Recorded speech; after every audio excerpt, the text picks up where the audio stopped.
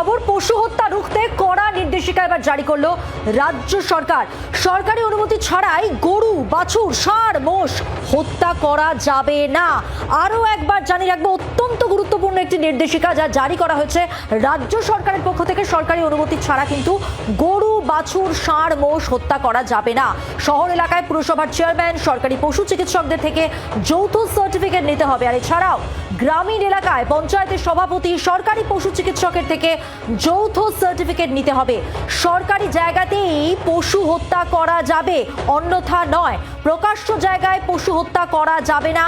আর এই নির্দেশিকা যদি অমান্য হয় তাহলে কিন্তু 6 মাসের জেল বা 1000 টাকা জরিমানা করা হবে।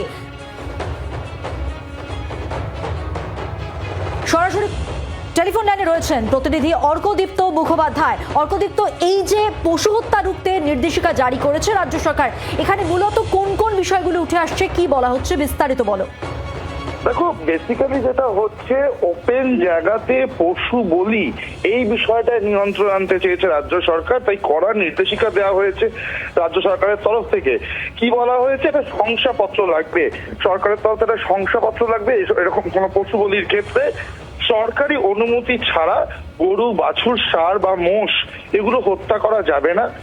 শহর এলাকায় পুরসভার চেয়ারম্যান, সরকারি পশু চিকিৎসকের থেকে যৌথ সার্টিফিকেট নিতে হবে। এই শংসাপত্রটার কথা এই বলছিলাম, এটা খুব ইম্পর্টেন্ট। এছাড়াও গ্রামীণ এলাকায় পঞ্চায়েতের সভাপতি, সরকারি পশু চিকিৎসকের থেকে এই সার্টিফিকেট নিতে হবে। প্রকাশ্য জায়গায় পশু হত্যা করা যাবে না, এবং যদি সেটা করা হয় বা নির্দেশ অমান্য করা হয় সেক্ষেত্রে যেমনটা তুমি বলছিলে 6 মাসের জেল অথবা 1000 টাকা জরিমানা পর্যন্ত হতে পারে। ধন্যবাদ অর্কদীপ্ত। এবার দিলীপ ঘোষ কি বলছেন শুনে নেব।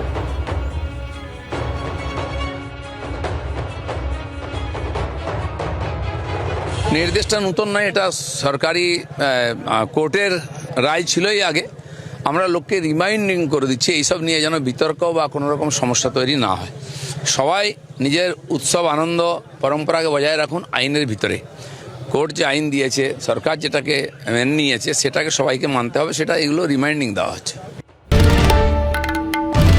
বাংলার আওয়াজ, বাঙালির আবেগ, জি 24 ঘন্টা।